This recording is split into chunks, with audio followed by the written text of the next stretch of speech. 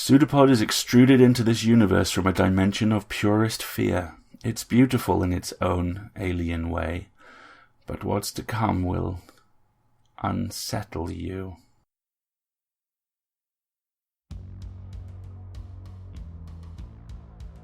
PseudoPod, episode 690, for February the 21st, 2020. This week's story, The Aetherised Chamber, by Stuart Moore. Hello all, welcome to PseudoPod, the weekly horror podcast. I am very clearly not Alasdair Stewart. I am Graham Dunlop, your host. We're proud to say that this story, The Aetherised Chamber, is a PseudoPod original. Its author is Stuart Moore, who has recently published short fiction in Mysterion and Diabolical Plots, as well as a non-fiction book called Jewish Ethnic Identity and Relations in Hellenistic Egypt. Your reader really needs no introduction beyond his name, Mr. Alasdair Stewart. And with that very short lead-in, people, we have a story for you, and we promise you it's true.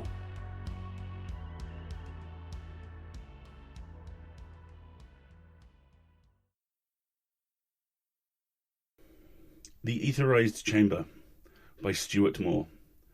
Narrated by Alasdair Stewart. 17th October 1687. The God Machine failed, and I destroyed it. With a wood axe I smashed the glass vacuum pump, the encircling copper spring, the clockwork armature, and even the desk on which it stood. With a hammer I crushed the crystal at its heart as I would pith a frog's skull. No one must know the extent of my humiliation. Yet it was a worthy idea. The new science has shown that the universe is like an immense clock. By detecting the subtlest vibrations, may we not know the mind of its creator? My method, too, was sound. I rarefied a jar of air to create a vacuum. Since, of course, a true vacuum is impossible, the pump can only have drawn in that finer substance dissolved throughout the cosmos, supporting the planets in their courses, the ether. And what is the ether but the very essence of God? Yes, the method was sound, but the machine was not sensitive enough. Its armature recorded nothing but microscopic doodles, likely no more than vibrations from distant earthquakes. My father, from his bed upstairs, heard my destructive activity. His voice, like old hinges, called my name over and over. I warmed his broth so as to have time to think of what I should say. Finally, his voice wore out and blessed silence settled in once more. I waited until my fingers on the spoon were steady before daring the staircase. He opened his eyelids upon my entry, stared straight at the ceiling, then slid his pupils slowly over to me. "Damn it," he creaked, his gummed lips the only things moving. "I still live." "I would not wish it otherwise," I said, sitting beside his sick bed. "Liar. You think so little of me, father, as you always did, yet have I begrudged you anything?" I hovered a spoonful of broth over his lips. He held them closed for a long time. Yet my hands were steady now, and I did not spill a drop. Finally, he opened his mouth just enough for me to pour in the spoonful. He swallowed, then coughed for his usual spell. "Yes," he croaked fiercely when he recovered. "You have begrudged me the name you might have made in the Royal Society. I might have been known as the father of the greatest scientist in England. Instead, that honour goes to Newton's dead pater, and I lie, dying in obscurity. My experiments are at a delicate stage. I will yet make our name renowned once more." "Your experiments! You have smashed another one. Don't perjure yourself further. I heard it clearly." I silenced him momentarily with another spoonful of broth. My fingers still held admirably steady, though I became conscious of a growing interior agitation. "You at least do me the honour of not denying it," he said, once his coughing subsided. "It nonetheless remains true. This is a delicate moment. The spring of my mind is perfectly balanced in its forces, which means it's doing nothing. Another spoonful. This time, a single drop rolled down my father's cheek. He fixed me with a baleful glare, even as he coughed, as if I had poured blood over his face. I wiped his cheek with my cuff. "Which experiment did you wreck?" he asked. "The vacuum pump to detect the vibrations of the universe." "The problem? The device was not sensitive enough." "Then make a more sensitive device!" He opened his mouth, but my fingers trembled and I feared to perform the operation. He closed his lips and stared at me. I had first seen that look when I was a child, and he expected from me a conjugation of a Latin verb. I felt like one of Mr. Hook's transfusion experiments, my blood replaced with some alien fluid. "I'm afraid no more sensitive device can be constructed," I whispered. "Newton would find a way." My father closed his eyes. "He will too, if you don't do it first." I stared at my father's head, the only part of his body visible from under the coverlet. In stillness, the operation of that malignant brain could only be inferred. Yet he had but to open his eyes to convey a wealth of dissatisfaction. I knew he still waked, but I slipped silently out so as to not arouse him again. In the kitchen I longed to hurl the bowl against the wall, but he would demand once more to know the source of the noise, nor would he believe anything but that I had somehow disappointed him twice in one day. In the twilight I dug a pit large enough to serve as a pauper's grave, and quietly lowered the smashed parts of the god machine down into it.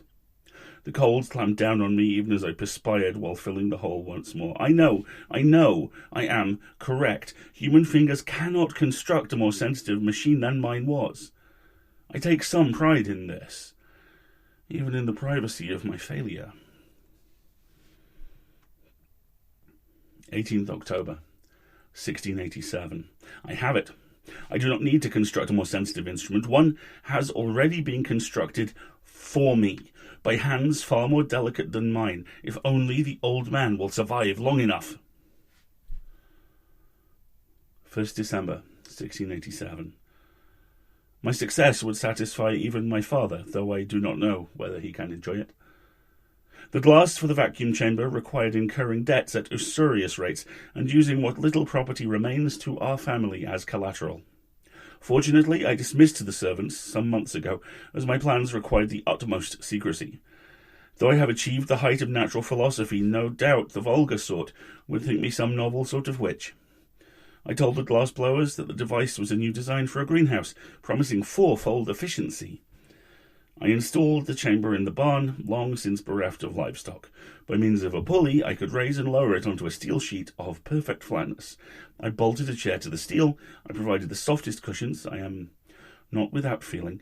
The pump itself is made of brass, a much enlarged version of Mr. Hook's original.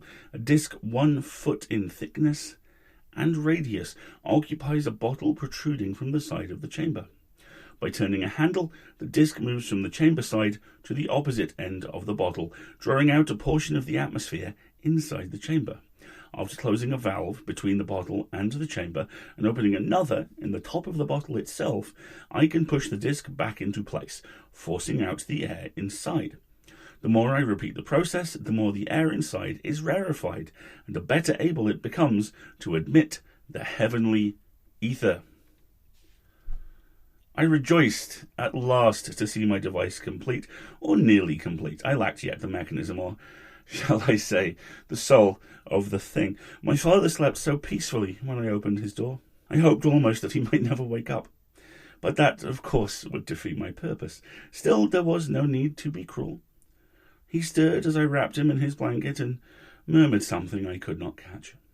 I carried him down the stairs without difficulty. There was hardly anything left to him. The poor thing. Despite being rolled up in his quilt, he shuddered so violently when I brought him outside, I feared he might expire on the spot. He moaned as the chill afternoon air filled his lungs, yet only a feeble wisp of vapour escaped his lips into the dim, slanting sunlight. I hurried across the yard to the barn. I set him in the chair, freed his arms and legs from the bedding so I could strap him down. When I rose from binding his feet to the chair legs, my father's eyes stared at me, though he shivered so much I could only be a blur to him. He recognized me, nonetheless. Who else could it be? His chattering teeth mutilated my name, but I could hear the question in his voice. "Father," I said, "we're going to do an experiment.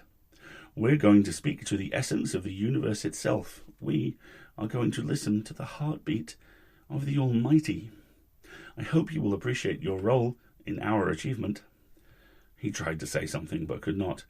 I patted his trembling shoulder. "Soon, Father, soon, we will know things no one else has ever known. Our name will be immortal among those with eyes to see." I stepped off the steel plate and slowly lowered the chamber onto it. My father strained at his bindings with what little force he could muster. I hoped he would not make himself uncomfortable. I sealed the chamber to the plate with pitch. The sounds of my father's cries grew fainter as I did so, but I could still hear them clearly. The glass conducted the sound, adding a slight ringing tone that was honestly not unpleasant to the ears. I kept a careful record of the progress of the experiment, which I reproduce in part here. 1 pump. No discernible change. 5 pumps. His breath is noticeably shorter, and he has stopped shouting, which is a mercy. 10 pumps. Breathing is very laboured. Eyelids are closed. No evidence of consciousness. 25 pumps. The work becomes very difficult. Fortunately, I foresaw this and provided myself with a long steel handle for the pump. As Archimedes once said, "Give me a long enough lever and a fulcrum to place it on, and I will move the world." 30 pumps. He has vomited very thoroughly. The exhalation from the valve as I replace the disc confirms to me that he has soiled himself as well. 35 pumps. Breathing has stopped. There is marked swelling of his skin, as of an inflated bladder, and bruises form spontaneously. Face is very dark purple. 39 pumps. I can do no more. I pray it may be enough. My heart pounded as I waited. I knew from experiments at the Royal Society that rarefying the air in a small vacuum pump would kill birds and mice, but no one had ever taken the vacuum as far as I had. The greater proposition of ether, I reasoned, combined with the greater complexity and sensitivity of the human brain, would combine in a hitherto unknown way. Night fell. I lit a lamp, which cast an eerie pall on my father's body and a will-o'-the-wisp reflection of myself in the glass. I shivered as the temperature dropped, and my fingers became so numb my entries in my log are now nearly indecipherable. I listened for the slightest sound and heard only mice scurrying in the loft. I hardly dared blink for fear of missing some near undetectable sign of my success, yet nothing happened. Nothing happened. Despairing finally of success, I retired to bed. I woke with the amber sunrise filling my window. I thought I should feel dejected at the failure of all my hopes, yet somehow my heart was light. I hurried downstairs, threw my coat over my bedclothes, and ran across the frosty grass in my slippers. I threw open the barn door. My father sat upright, his white eyes staring from his bruised, puffed-up face. He looked at me slowly, as if moving underwater. Once he looked at me, his gaze never wavered, nor did he once blink. His lips moved drowsily in what was clearly rational speech, but I could not hear a sound other than the birds outside. Even now, he speaks to me silently. All the joy at my brilliant success is devoured in the flames of one consuming question. How can I comprehend the revelations which he speaks? 2nd December, 1687. I have established one thing. I can communicate to him. Speech apparently does not reach across the ether, but if I speak to him, his mouth stills for a moment as he absorbs my queries, then begins again in what is clearly a response. It frustrates me terribly not to know what those responses are. This is the key to all of my efforts. 2nd December, 1687. Later. Of course. How obvious! The milkmaid of the Montagues is as deaf as a wall. She learned perforce to read lips, but because she only lost her hearing to smallpox at 12, her speech is still agreeably comprehensible. Yet she is certainly no natural philosopher, more likely to denounce me as a witch, or worse, should she see what I have done here. Yet see it she shall. I must know what words are constantly streaming from my father's mouth. 3rd December, 1687. I feared I would acquire another hostage, but it appears I rather have gained an able assistant. Obtaining the temporary services of Miss Eleanor Hobbs from Sir John Montague was a trifling matter, involving no more than some light untruths about a non-existent diseased cow. Introducing the young lady to my device required more tact. I had no way to make use of her but to let her see the entire arrangement. My father's appearance has not grown less disturbing over time, as I'd hoped it would. The ether has the effect of freezing his features as they were at the time he was first introduced to it. I prepared a pistol, and I laid it in an inconspicuous but convenient spot within the door of the barn, should force prove necessary, with the young lady. I led Miss Eleanor into the gloom of my barn in the late morning, when light slashed through the door almost all the way to the vacuum pump. That tilted polygon of illumination on the floor was sufficient to show what I had done. Miss Eleanor walked forward with a coolness that would serve well for an angel of the battlefield. My father caught sight of her immediately and began speaking. I burned to know what he said, but the young lady watched him in silence for some time. I thought to remonstrate with her, but with her back turned. Of course, she would have no knowledge of my abjurations. I didn't dare touch her, for fear of her taking a wrong idea from the contact and withdrawing her assistance. Of course, we were not alone. But then, in a sense, weren't we? If I thought to impose myself, what could my father do about it? I occupied myself with these unhappy thoughts until I saw my father stop, moving his lips. Miss Eleanor turned to me. Her voice was low, too loud, yet somehow girlish, locked into the moment her hearing left her. Her words rebounded from the walls of the otherwise empty barn and rang from the rigid glass chamber. You intend to kill me, don't you, Mr. Waits? I spread my hands, for the moment struck speechless. With that pistol there behind you, I assume. No doubt you will say I ran off to London town with some Lothario. She mispronounced Lothario. Likely she'd never heard the word before she went deaf, but only read it. It would be an easy tale to tell of a young woman with no prospects. I grasped at the only advantage I could in the face of such an utterly fearless nature. What I do depends on your service to me, Miss Eleanor. Translate faithfully what my father is saying, and some accommodation might be reached. I felt naked before her gaze, which surely stripped my lie from the truth. I realized my father watched me with the same intensity. Finally, Miss Eleanor nodded, though I had little sense of what she'd decided. This is not your father, she said. Of course it is. Yes, he suffered some ill effects from the vacuum. Your father is dead. This being has told me its name, but I could not venture to pronounce it. I walked in a stupor to the glass. For the first time I touched it. Its unnatural cold burned almost like fire. The ether. Yes, the material that exists between all atoms of ordinary material. I looked at her, stunned. She smiled.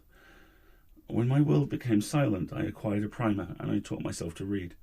No one would waste their time teaching such things to a deaf farm girl, but much of the work of a farm is waiting. It speeds the waiting to occupy the mind. I have a special interest in natural philosophy. I don't pretend to understand everything Mr. Newton has to say, but then again, who does? Do you, Mr. Waits? Again, that feeling of utter exposure. I could only shake my head. I felt the chill of my father's gaze, or whoever's it was, on my cheek. Really, it would be easier if my father were dead. I would not worry so much about disappointing whatever this was. Yet I shuddered with involuntary revulsion. I knew it stared at me. I felt its regard as a living thing sliding intangibly over my face. I could not now look at it if I tried. Miss Eleanor had no such trouble contemplating that horribly bruised and puffed-up visage. I saw in her aspect the determination she must have to teach herself so much without so much as a headmaster's whip to prod her on. The ether, as we call it, is a medium of communication. Unlike sound, which must jostle along from one atom to another, the ether permits instant communication along its whole expanse. If the means of reception is sensitive enough, of course. We are in the presence of a being such a distance away as our minds cannot comprehend. The distance to the visible stars would be but the first footsteps along the way. Miss Eleanor's eyes pinned me like a loathsome insect in a noxious collection. "You should not have done this," she said. "I had no choice," I cried. "You did disappoint him. That information is canalized in your father's brain." She mispronounced canalized. My awareness of my pettiness was sudden and exquisite, and in my anger I lashed out. "Then let him measure this achievement against Mr. Newton's. That eminent man only described the orbits of the universe. I am in contact with the intelligence that animates those orbits." Miss Eleanor shook her head. "You assumed that intelligence was a friendly one. You have made a terrible mistake." I paused to gather my whirling thoughts. To know what this being says will make me the greatest natural philosopher in history. I will know it. Trying to match her calmness, I walked slowly to the door, picked up the pistol, and aimed it at her. "You will tell me." Miss Eleanor returned her gaze to the thing in the glass. It stared back at her. If they communicated, they did not do so by lip. Miss Eleanor did not look at me when she spoke again. I took this to mean any response of mine would be irrelevant. "I believe your father's husk is wearied, and your correspondent would speak later. I dare say you have not eaten properly in some time. I will prepare a dinner for us." With that, she turned and left the barn. I kept the pistol with me and followed her to the house. As the once familiar sounds of rattling cookware emanated from the kitchen, I write down these impressions. I cannot deny. I am hungry. 4th December, 1687, midnight. I have little time. We all have little time. Now it is necessary at least to leave some record behind. After dinner, and without clearing the table, Miss Eleanor left the house, forcing me to hasten after her. The waning light of the day did not reach inside the barn. With some trouble, as I hardly dared set down the pistol, I lit a lantern. My father's eyes watched me. They must have watched me intently, even in the dark. Miss Eleanor stood at the glass directly in front of his chair. She paid no attention to me or my weapon. Her body and that of my father were equals in stillness. When my father's mouth spoke, his gaze never broke from mine, but it was ever Miss Eleanor's voice I heard. "I will be here soon. Make straight my path." I asked the question that had trembled on my lips all through dinner. "Are you God?" "Yes, I am God." His pause induced in me an urgent desire for certainty. "He who created us?" I asked. "He who redeemed us?" "I will redeem you, yes, but surely we are already redeemed." A strange expression crossed his face, the first I had seen that could be said to reflect some emotion, yet I couldn't place which one. My father had never looked upon me thus. "By whom?" He enunciated these words so clearly, I understood them even before Miss Eleanor spoke. "By the blessed Christ Jesus, of course." A new expression rested upon my father's face. I held up the lantern for a closer look. A faint smile distorted his features. "I will redeem you better than he." Something about the memory of that face prevents me now from capitalizing the pronouns in his speech. "I will redeem your flesh. I will redeem your bones. I will redeem everything." I looked at Miss Eleanor. She kept her gaze fixed upon my father's face. The fingertips of one hand gently rested on the cold glass. The next words she whispered, her breath escaping in wisps. "Make straight my way, and you may know mercy." Those words could have been my father's. He would have raised a polished wooden rod as he said them. I felt a weakness growing in my legs. I could not bear to look at his face any longer, and kept my attention on Miss Eleanor's, which blushed warm with the chill of the twilight barn. "How can I make straight your way?" I asked. Miss Eleanor turned to me. I could hardly hear her voice. "I hardly needed to. Set me free." Though blind to it, I felt my father's eyes bore into my temple, felt the hole he wished to drill into my brain. My mind had always been open to my father's knowledge, except those last fatal thoughts before I carried him into the chamber. The enormity of what I had done weighed me down. My knees buckled. I was lucky the lantern didn't shatter, and a little sorry too. My shame immolated me as surely as flames would. I considered my empty hands. Dimly I wondered what I had done with the pistol, but my mind revolved around the fact that with these fingers I could free God to walk upon the earth once more. Miss Eleanor's warning that God was unfriendly came as no surprise to me. My father was a Puritan and warned me daily of God's displeasure in me. I came to see the fires of hell as inevitable. Why then delay them? I gathered my spirit, stood, and opened the valve of the pump. "Mr. Waits, you can't!" Miss Eleanor cried. She did herself credit as a natural philosopher in recognizing so quickly the manner of operation of the mechanism. She did herself further credit in proving she'd paid more attention to where I placed the pistol than I had. She raised it with two steady hands and aimed at my father's head. I saw that it was no longer necessary for me to turn the valve. Miss Eleanor fired. The powder caught and exploded. For the barest fraction of a second, the barn filled with black smoke, and then, with a noise like lightning striking the roof one cowers under, the glass chamber imploded, sucking in the smoke with a great wind. It swirled around the chair. I charged into the cloud even as it cleared. My father lay in pieces, shredded by huge shards of whirling glass, but his head lay intact. The thick wall deflected Miss Eleanor's bullet. His mouth gaped like a fish. A little blood, thick as an uncooked pudding, trickled from the severed arteries. Fortunately, those terrible eyes were closed, or I would never have gathered the courage to snatch up that grim visage. I whirled to see Miss Eleanor's form rising over the fallen lantern, wielding a shovel. I crouched under her blow, which would surely have cost me my consciousness, and bowled her over with my shoulder. I ran in the darkness under the unfeeling stars into the house. Despite the pitch blackness, I knew every board, every step of the place. The movements of my father's mouth, my God's mouth, made carrying the head loathsome. I brought it to my chambers, and I kindled the lantern I knew lay there. Though no longer in the vacuum, without my father's trunk, the head's speech was as silent as ever. Yet without Miss Eleanor, I could not hope to comprehend him in the slightest. Doubtless she fled back to the Montagues, where she will denounce me and my works. But the mouth spoke only one word, over and over, and at last I was able to identify it. Soon. There is little to do now, but wait. 4th December, 1687, later in the night.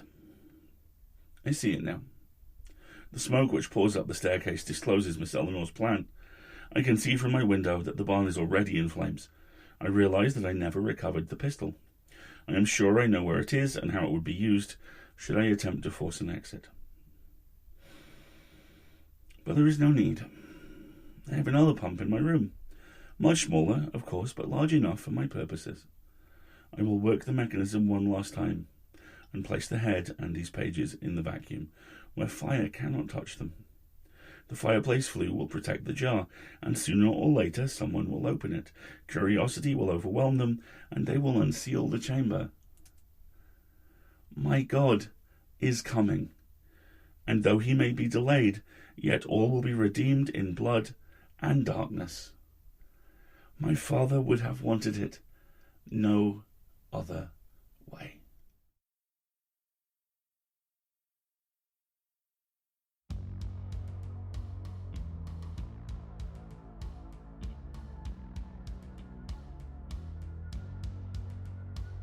Here's what Stuart had to say about this story.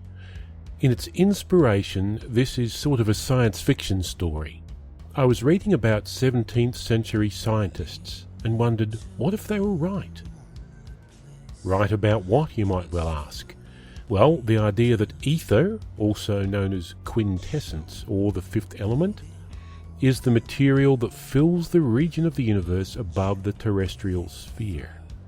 It was variously thought to be the reason for the circular motion of planets, the active dynamic of alchemy, a medical panacea, and the actor in the force of gravity, amongst many other things. Simply magical. So, what if they were right and ether could transmit the thoughts of God? So the answer seems to be they'd go nuts. Stark raving bonkers. Absolutely loony. Now, that's perhaps a little unfair. What I see here is an engineer. As a sometime software engineer, I can say that there are times when you become so deeply involved in a problem or design that the rest of the world seems to fade away. All that exists is you and the code. It's beautiful, actually. But if you stay in that state too long, you start to lose touch with reality and forget that there's a real world outside. You might think, say, that it's okay to murder your father so that you have a new piece of equipment to further your design. In the process of murder, there's a lot of distracting and frankly annoying noise. But once all the air is pumped away, all is well. It's the same kind of state that lets you think, I provided the softest cushions. I'm not without feeling. I murdered my father, but hey, at least he was comfortable. Look, I can almost see that, really, the passion for a solution and the trance state that leads to creative thinking. It's chillingly clinical, but sure. What I have real trouble grasping is opening Pandora's box, then sealing it up for someone else to find. His father is blown to pieces by the formidable Miss Eleanor, and our protagonist's first thought is, I'll pick up the head and seal it away for someone else to find? Curiosity will overwhelm them, and they will unseal the chamber. And then, well then, my friends, then there will be redemption, and there will be blood. Our protagonist is determined to go to hell and take everyone and everything down with him. I don't want to be there when that happens. PseudoPod Towers exists on a foundation of shifting sands, unspeakable horrors, cold nightmares, and unformed wisps of madness. So it needs a bit of money to keep it in a somewhat stable state. For those of you who already donate to us, we thank you from the very bottom of our black souls. If you don't, you can donate regularly via Patreon or PayPal, or make a one-off donation via PayPal. The link for these are on our website, pseudopod.org. Otherwise, or maybe as well, you can spread the word about PseudoPod. Do you like our stories? Let others know.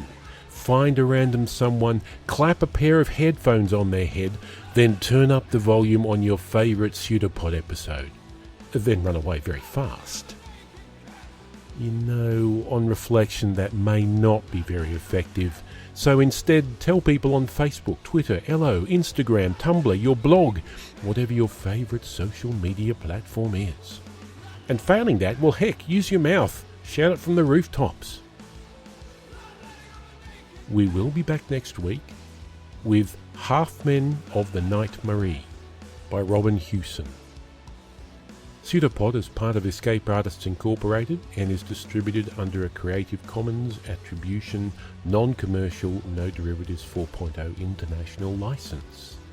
Theme music is used with permission of Anders Manga. Thank you for joining us. See you next week. Until then, remember that PseudoPod knows the sealed head will not remain speechless forever.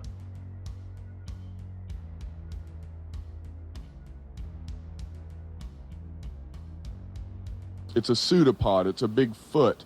It's all about podcasts these days.